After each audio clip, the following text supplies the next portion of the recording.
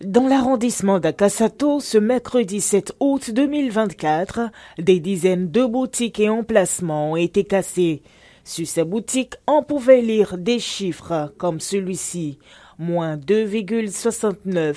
Ce sont en effet des inscriptions faites pour renseigner sur la limite à respecter pour être autorisé à rester au bord de la voie.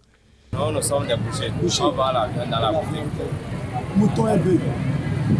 On ne nous a pas avertis avant de commencer par casser les choses. Donc, on voit qu'on n'a plus le choix de leur dire quelque chose. Ils n'ont pas tenu compte des produits ni des vivres qui se trouvaient à l'intérieur dans la boutique.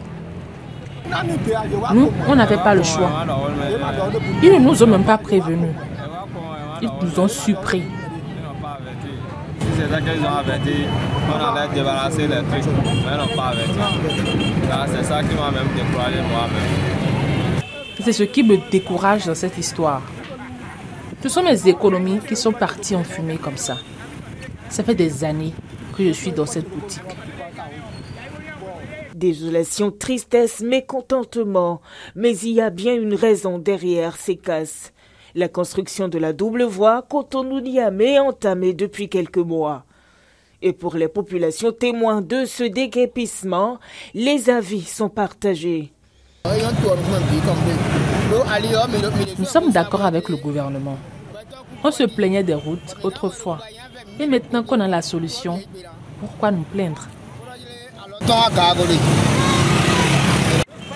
Il faut que les habitations aillent un peu plus en arrière pour qu'on puisse circuler librement. Les boutiques détruites sont nombreuses. Il faudrait penser au dédommagement. Sur place, nous avons pu joindre le président de l'association pour le développement d'Akasato pour nous donner une interview. À l'en croire, c'est depuis 5 ans que la sensibilisation se fait. Ce qui se passe est un peu déplorable. Maintenant, nos populations, nos parents, nos frères, nos grands frères sont cassés, mais c'est un peu regrettable. Et ça ne dépend pas des autorités qui sont en train de faire ces casses. Parce qu'il y a plus de 5 ans, on a balisé la voie, on les a avertis.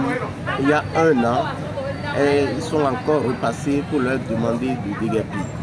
Maintenant, ils ne veulent pas. Si les autorités sont venues pour travailler, ils sont obligés de les casser. Il est vrai qu'il y a beaucoup qui ont perdu des choses. Ils ont cassé des boutiques, ils ont cassé des ateliers. C'est un peu regrettable, mais on n'y peut rien. On les a tous sensibilisés.